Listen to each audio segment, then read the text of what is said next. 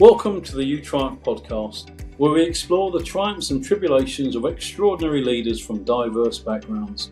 I'm your host, Trevor Sterling, and across the podcast I hope to inspire success by highlighting that irrespective of social background or personal characteristics, with fair opportunity and the appropriate mindset, ultimately anyone can be successful. From incredible achievements to key life lessons learned, the goal is to shed insights into the mindset, motivations and stories behind the success, because you triumph if you believe. Welcome to the You Triumph Breakthrough podcast series, and I'm delighted today to have a guest, somebody I've known for a while and somebody whose work I absolutely admire. Now, those listening will know that I'm a lawyer, a senior partner at Moore Barlow. And the world of law is very different from the world of the arts. But there are similar things. If I wasn't a lawyer, I think I would have wanted to have been an actor. But sadly, I didn't have those skills. But it takes a tremendous amount of confidence to go into the acting world. And one of the things that fascinates me with acting is, as opposed to a lawyer, if somebody wants to instruct me, and hopefully many do, and indeed they do, then I'll do a great job for them. But with acting, you have to take rejection after rejection. You have to go for castings and things like that. And so how do you maintain that confidence against the backdrop of the competition that there is for places, the difficulties in being casted for roles? What is it that drives someone to be top of their game in the acting world, particularly if they are a person of colour? So I'm really delighted to welcome Fraser James. James, thank you for joining me today. Pleasure to be here, Trevor. So James, we're gonna climb a ladder. So my motto is, don't just aspire to climb the ladder, aspire to be the ladder. A motto you'll know well, because you asked me to send in a gem to the UnderExposed exhibition, which we'll come to a bit later on, and that was my gem. So in terms of the ladder, we're going to start with the top of the ladder. What does it feel like in terms of success? What does success look like to you? What have you achieved? The bottom of the ladder, the first rung, how did you get going? And then the middle of the ladder, some of those obstacles and challenges that you had to overcome to get to that successful point.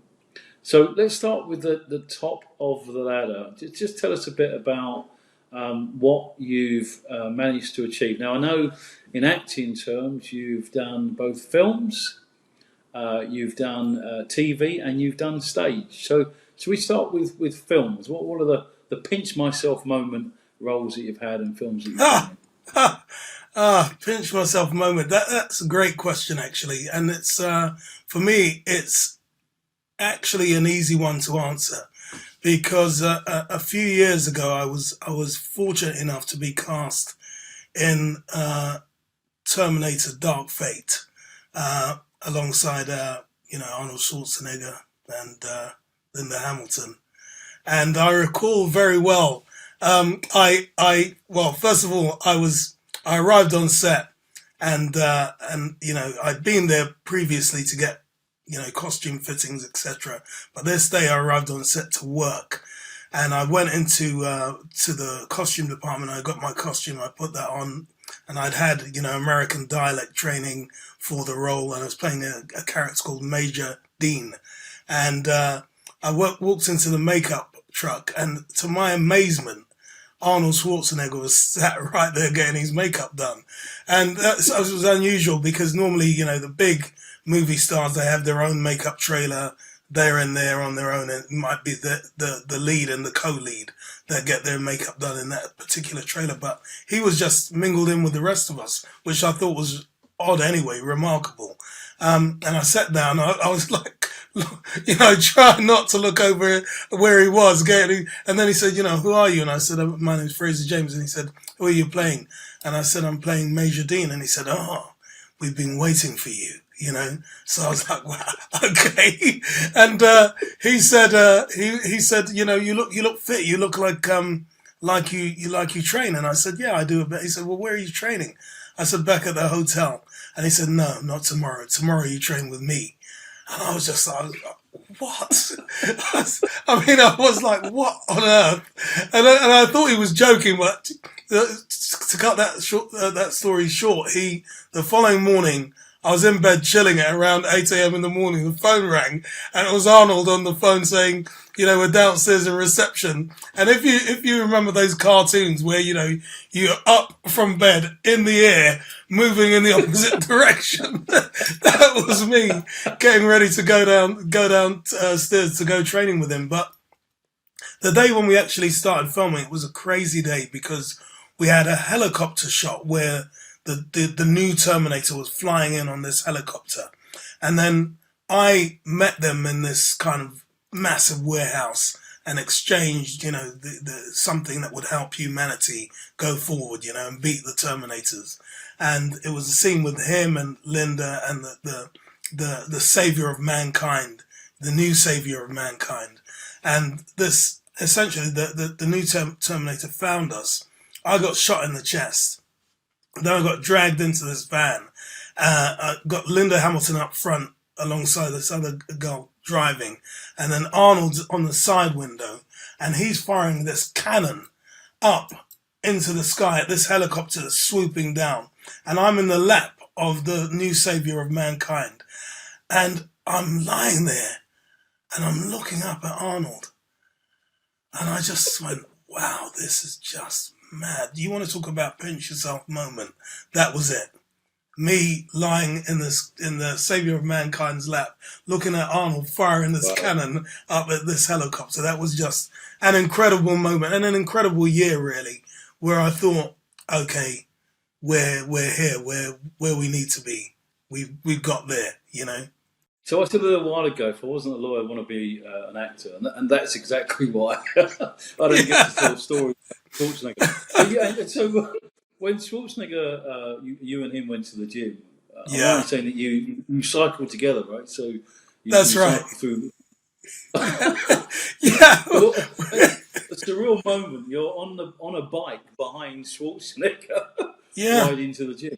Yeah, we'd get up in the morning and I'd go down to reception and then meet them in the restaurant, him and a small entourage of people, and we'd have an orange juice and a croissant, and then we'd all get on these cycles and cycle to the gym, and it really was that. It was like he had this amazing, kind of semi-electric bike which was shipped over for him, and we were all on the putt-putt cycles, the ones that you hire. But it was fantastic. I mean, it was literally, again, it was pinch yourself moment, because I'd be behind him in convoy, about 8 of us, and then we get to the gym, park the bikes up, walk into the gym, and the whole gym would just go absolute stillness as he walked in, and just, and it was extraordinary. And then he said, right, come on, let's get training. And so I had Arnold Schwarzenegger training me. And it was, I'll tell you, what I'll say is that, they say, be careful about meeting your heroes, because you never know what you're going to find. Well, I'll tell you what, both him and Linda, they were as nice as you would imagine. They were so generous. They were so welcoming, and it was a real moment in my life, meeting those guys.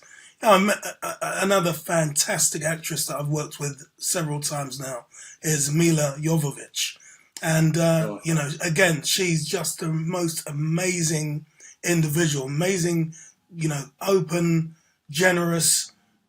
She's the captain of the ship, and it all feeds down from the top.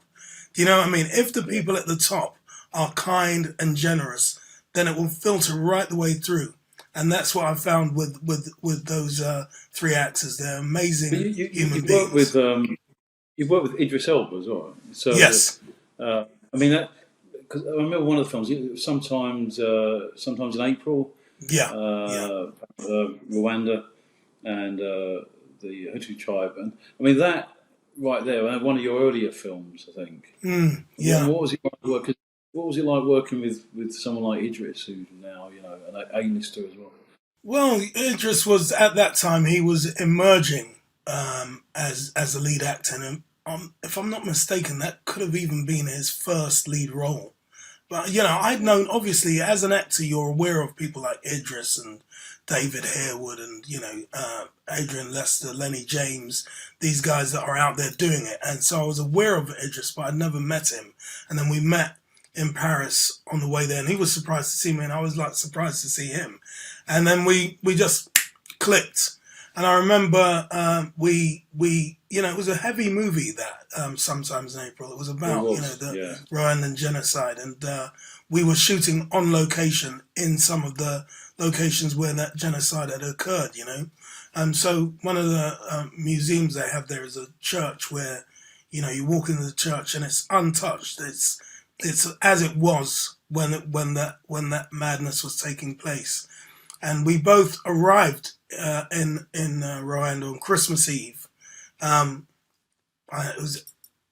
We were so furious with the director. It was like, what are we doing here on Christmas Eve? So it was like away from the family, and that was crazy in itself. But then we arrived at the airport and got a folder, a massive folder like that, and just said, here's your research. So I started playing with that, and then on the same day we went to this museum/church, and we both walked in there and saw it and heard the stories, and then we walked out and we were just absolutely in silence, and I think we both recognized at that moment that we had a huge responsibility, to represent what had happened there in the right way, without ego, just playing the characters in the right way. And so the first day we arrived on set, we were both in army uniform, and it was just the beginnings of it, of the madness occurring. And Idris came over to me and he said,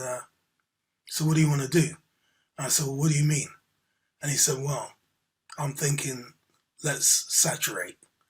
And I said, yeah, what do you mean? And he said, saturate. That cinema screen, every pixel on the cinema screen, we fill it right out.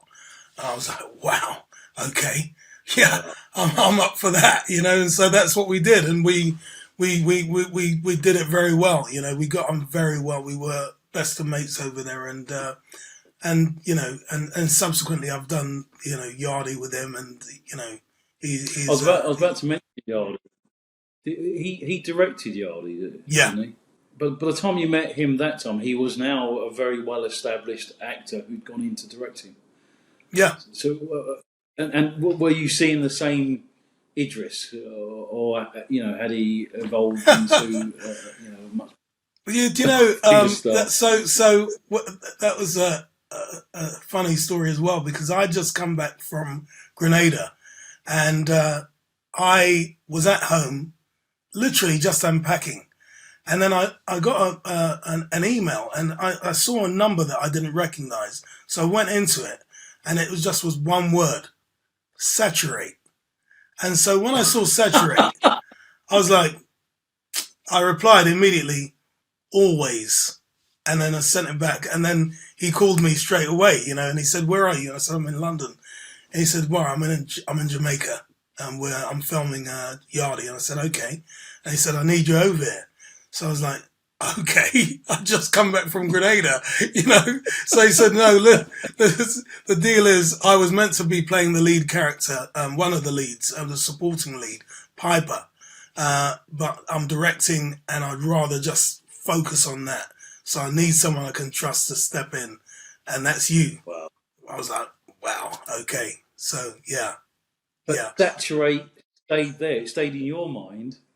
And it was the same word that he used again. So obviously there's something really powerful in that. So you've done TV as well. Before I get to TV, stage.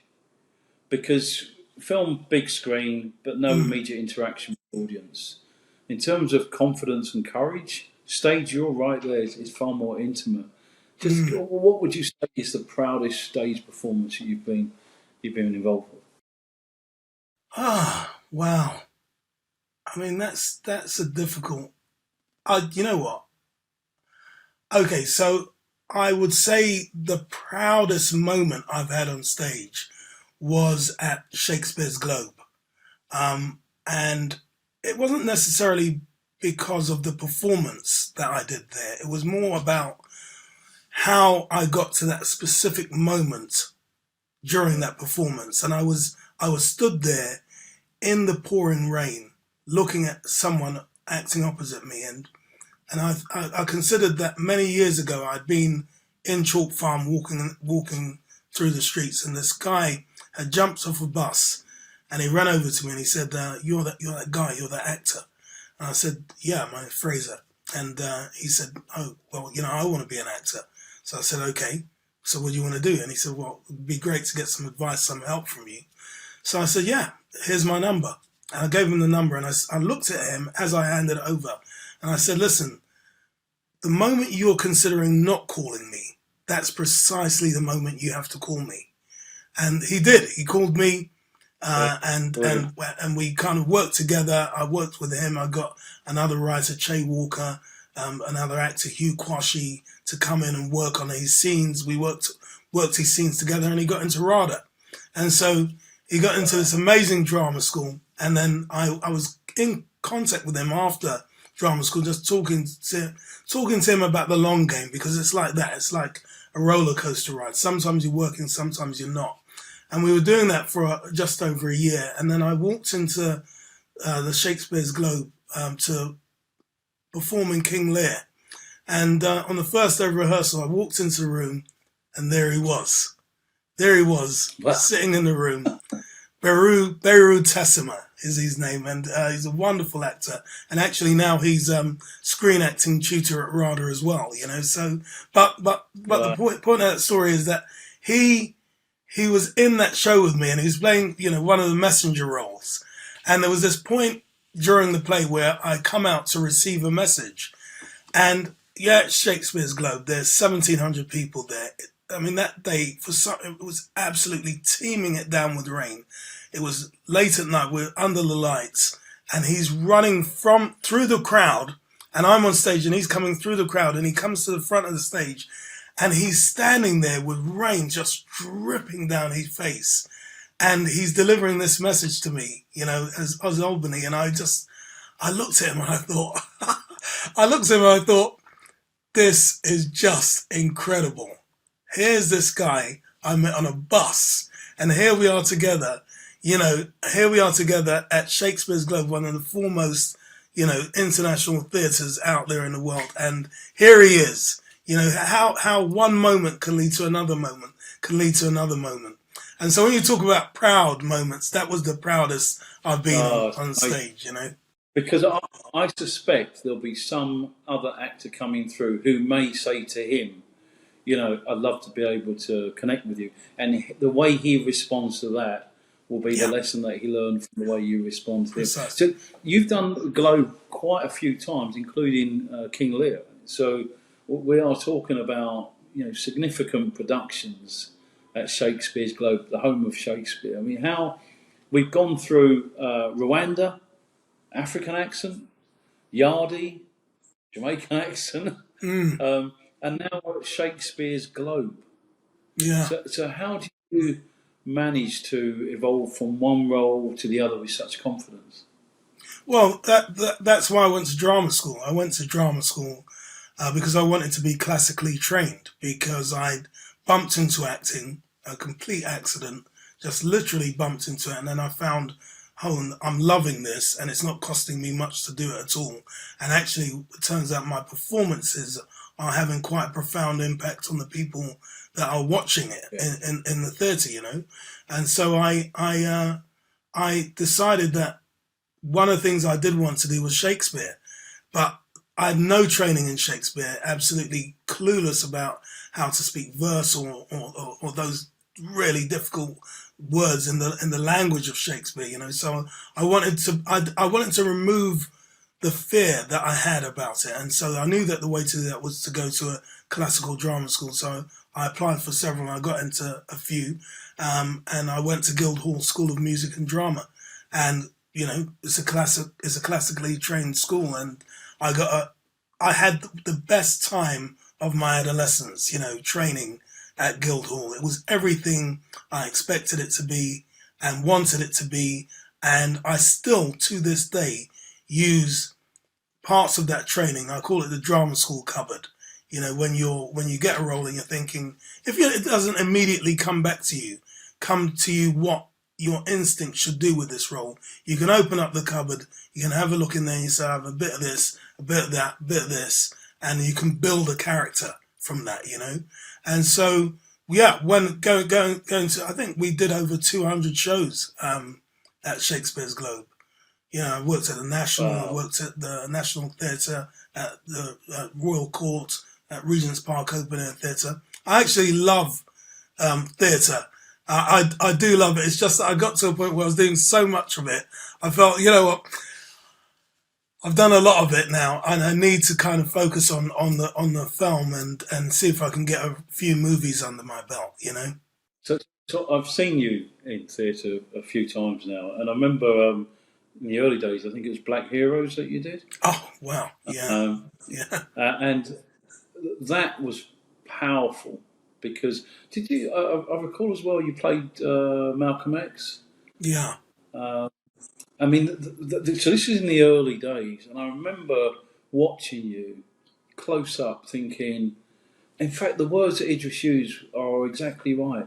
You saturated this. I could just feel you immersed. You were Malcolm X. You know, it was just a tremendous passion. And the reason why I say that is because I'm going to come back to Guildhall in a few minutes. But to get to that level of performance and intensity takes something. So I think people will be surprised by the fact it wasn't as if you were always en route to becoming an actor during your school years. But before we get to that, TV. So you've done your Holby Cities, your Judge John Deed, I think you've done Death in Paradise, 24 with Kiefer Sutherland.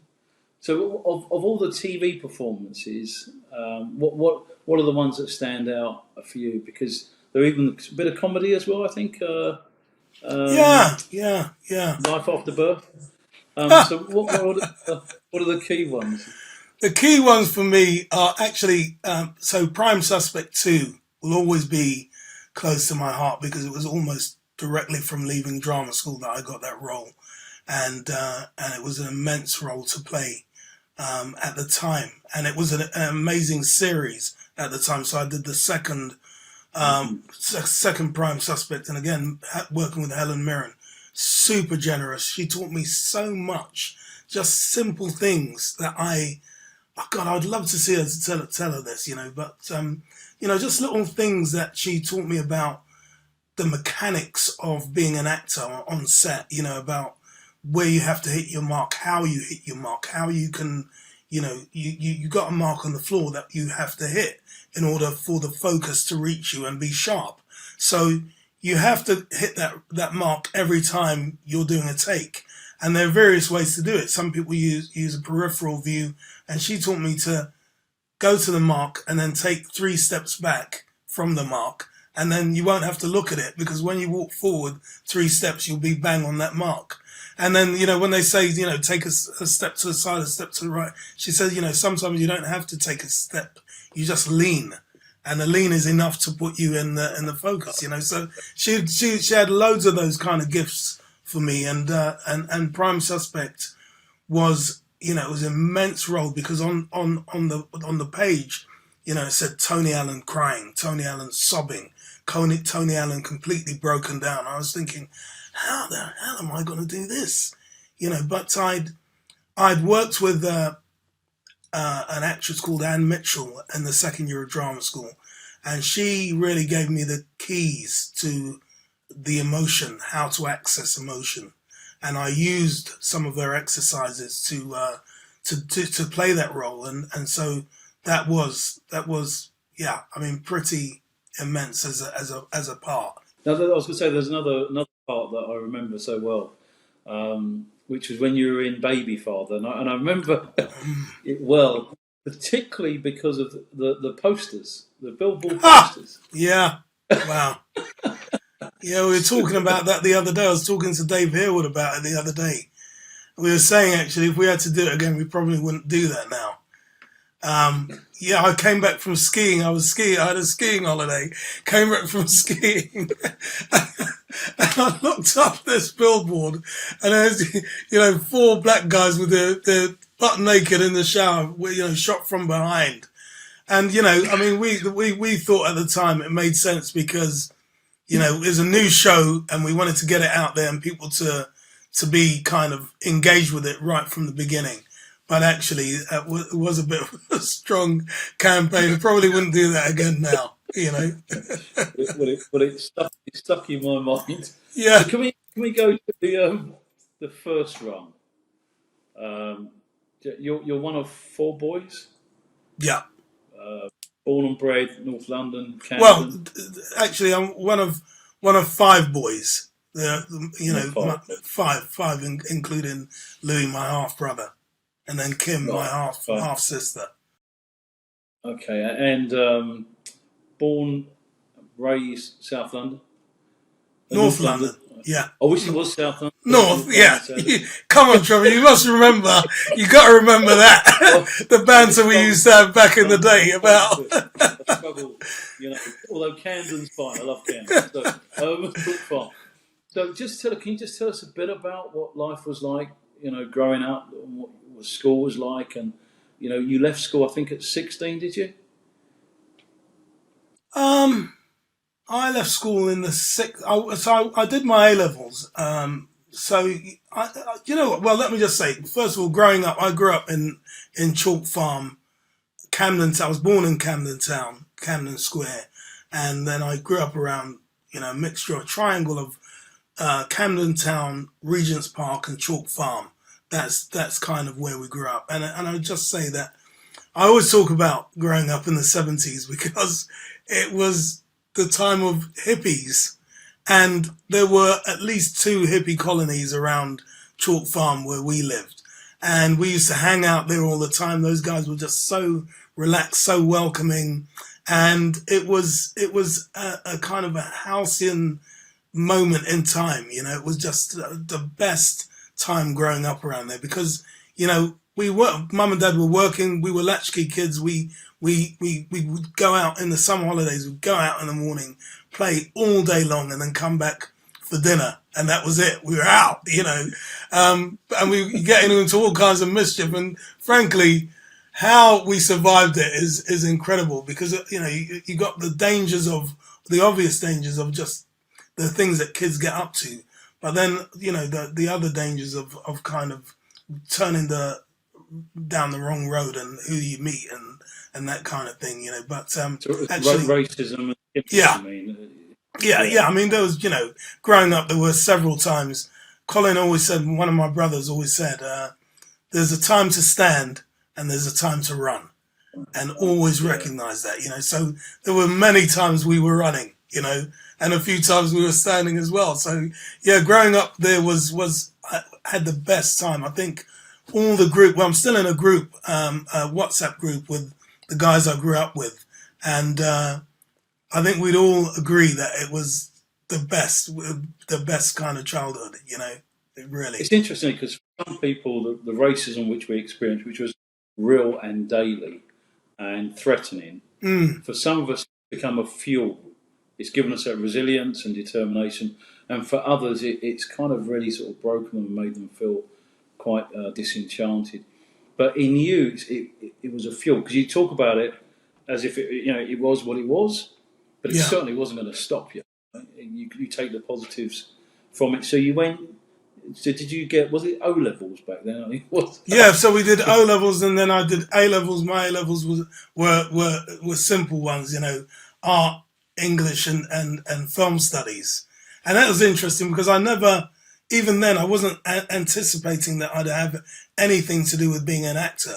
It was just an easy A level to do, so I did film studies and art was an easy A level to do. So I did that, so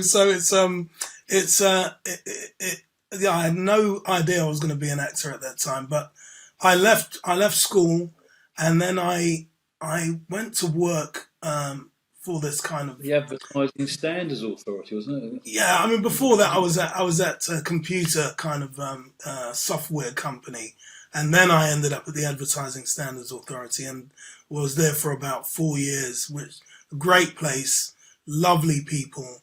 I met a wonderful man called Ronald Dewar, who, when I finally realised that actually acting was what I wanted to do, and that came around because I was entirely bored with going home every day and being a TV addict. So I knew it was on every side, and I just wanted to do something different one year. So I went to the City Lit to see what courses they had. And actually I wanted to do a course in fencing because I always loved the shapes of fencing, So I went there to do that course, and they said, no, the places are gone, So I was leaving the building, and as I was on the threshold of the door, I thought, come on, man, there's got to be something else here. So I turned around and I looked at the board, and there were a list of courses on the board, and drama was just flashing like a beacon. It was just there. So I went to the drama department. I met a lovely woman by the name of Valerie Colgan, and she said, "Oh, sorry, love, those places are gone. People queue overnight to get those places because they're the closest evening course to a drama school training."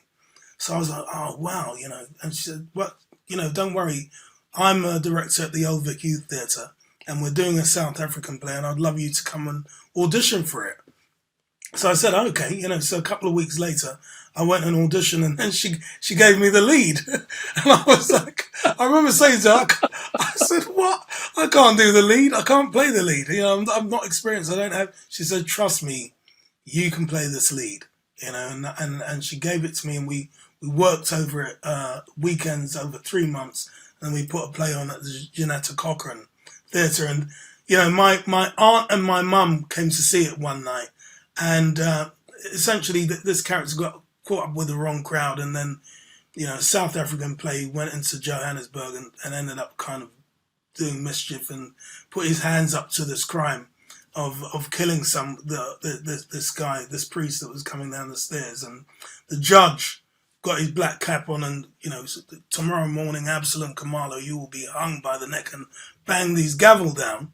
And then from nowhere, I heard this voice say, "No, he's a good boy.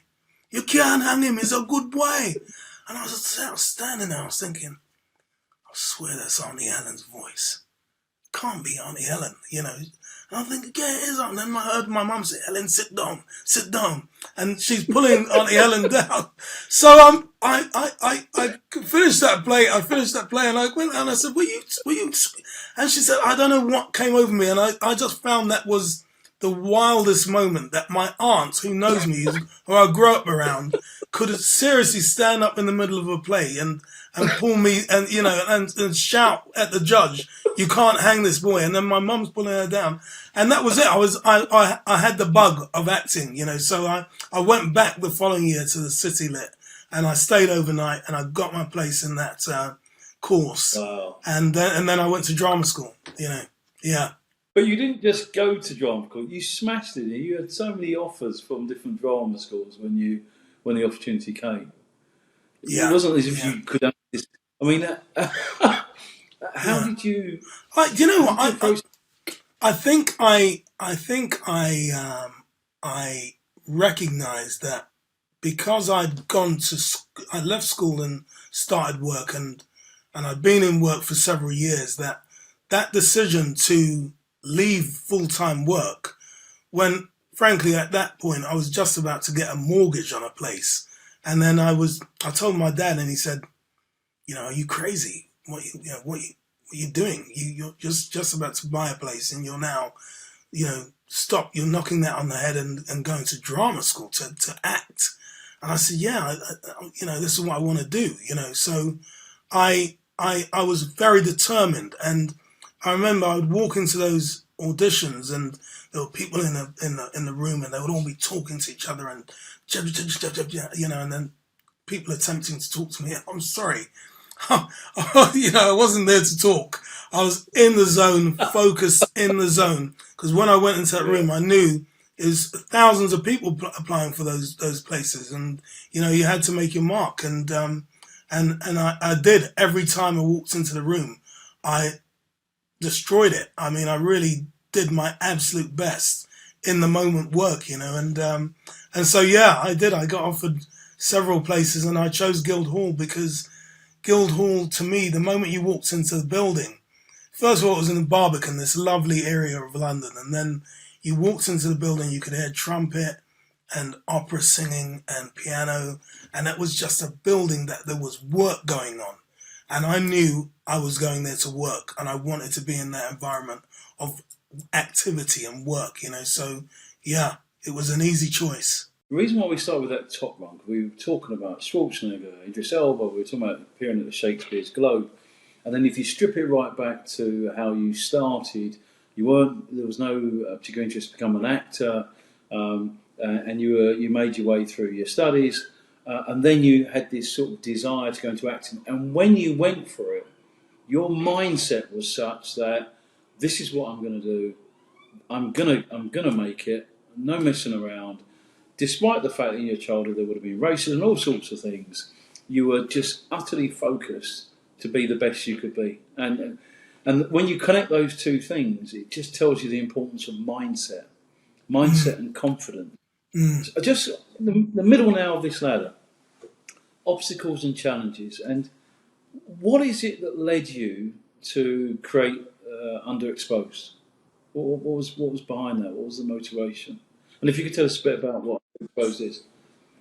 Okay, so I mean, I remember we'd finished filming Baby Father, and I was at home one afternoon, and there'd been this, drive-by shooting in Birmingham, and I was listening to a radio show, talk show, and the premise of the show was, well, the reasons why there's black violence in the black community and low achievement for black school leavers is because we have a lack of black role models in the UK.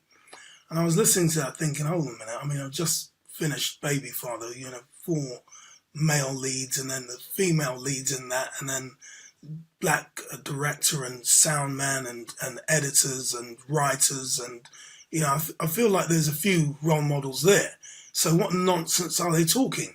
So I was trying to get on the phone to have a conversation about it. I never did, but several weeks later I went to an awards ceremony. We were nominated for some awards, and we went to the Grosvenor and Park Lane, and I was stood in this room amongst some of the most, highly talented actors and editors and directors you can imagine, from the black community. And I thought, how dare they suggest we don't have black role models in the UK? They may not be as visible as they are in the US, but they are absolutely in existence. And what I need to do is to find some way of exposing them and sharing who they are, And so I just had a light bulb moment that I would do an exhibition and call it UnderExposed, and in order to expose, and we find these talented photographers to take these amazing pictures, and then another little light went on, and I thought, wouldn't it be great to have their names on the posters? Because what would happen is, you'd go, I'd be walking down the road and someone would say, oh, you're that guy from, you're that guy, and it's only kind of really, to be honest, in the last, I would say, I've been acting now 30 years plus, and it's really in the last 10 years where someone will come up to me and say, Fraser James. And I'll be, wow, And so I thought it's important to have their names on the posters, and also ideally a gem of knowledge, something that comes individually from that person that they would want to share, some words of wisdom that they might want to share to inspire others. And so, I kind of worked it with a couple of people, Ulrich Riley and Louise Dakota, and then Franklin Rogers came on board, and we just created this amazing thing. And we went into the National Portrait Gallery and we said, look, we deserve to be here, and we want this portrait collection to be a part of an exhibition here. And they said yes. After many meetings, they agreed. And then I thought, well, that's great, but the audience that we want to see it aren't necessarily going to be coming into the National Portrait Gallery, so we need to make it a public art installation. And that's where it ended up in Peckham and subsequently became the Peckham Portraits. And then, they were up there, they were meant to be up there for a couple of months, and it ended up being, on the roadside on Peckham High Street and Commercial Way for almost 10 years, And then, coming back to the in 2018, you speak to people like John Boyega, Letitia Wright, who grew up in that area. And John, I was talking to John, and he said, I can't remember when it was, but I used to walk past those portraits every day, and there was a moment where I was inspired to be an actor. And I thought, you what? And he said, yeah, it gave me goosebumps, because I thought, there we are, we put this thing out in 2008, and we didn't know how long it was going to be. It ended up being there for almost 10 years. And at some point, this guy, who I became aware of because he'd got this lead role in Star Wars, and I remember thinking, wow, there's a black guy going to be one of the leads in Star Wars, and he's from the UK. Isn't that incredible? And then I come to find out that he was inspired to be an actor because of work that we had done how many years ago. It was just the most amazing moment, and so we're still running UnderExposed Arts, as you know.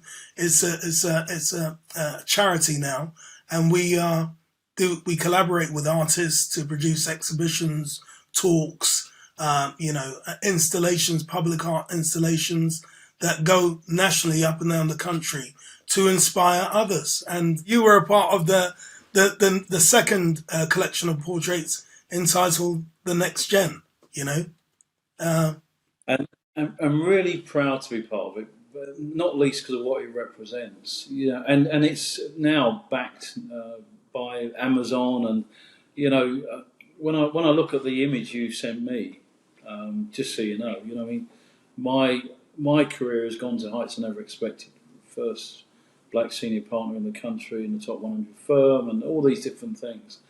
But when I look at that portrait, it's something that makes me feel incredibly proud, because I feel as if I've been captured in this, and that I'm there to be seen by others to inspire them. Not least, it's symbolic in a way. What you've created symbolises, achievement and success and endeavour, but also the artistry. I mean, Franklin Rogers' artistry means that these are just perfect pieces, and I think now when I think of black excellence, I look at that picture. If ever I feel a bit down, and it picks me up. It picks me up. And you said something to me, and we talk about saturations. I love that. I don't know if you remember what you said when I was posing for my portrait. You said it's in the eyes. It's in the eyes. And there was something of that statement now when I listen to you that has followed you through your careers. It's in the eyes. It's that the meaning, what you feel, how you're feeling, comes out in the eyes, and I sense that from your acting.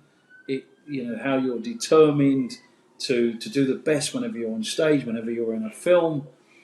But now what you're doing is you're being the ladder, and you're inspiring so many other people to come through. And I have to tell you, Fraser, I'm sure this has been said to you many, many times before, but you are somebody who has made a huge difference, and you're also somebody who has proven that given a fair opportunity with the right mindset, you can succeed, and you certainly do triumph if you believe.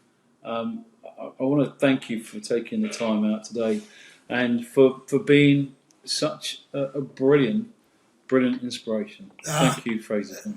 It's an absolute pleasure to be here. And it's mutual, Trevor. I mean, you earned your place in that collection of portraits. You earned your place. You're as you mentioned, the first black partner in the city. I've followed the work that you've done for years made laws in the House of Lords, you know, and to me, you are someone to look up to, and you're someone that others would be inspired by. So having you to be part of the collection was a no-brainer.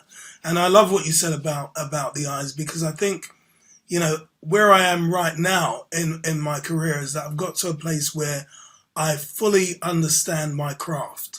You know, I understand it, and one of my favorite actors, of course, is Denzel Washington.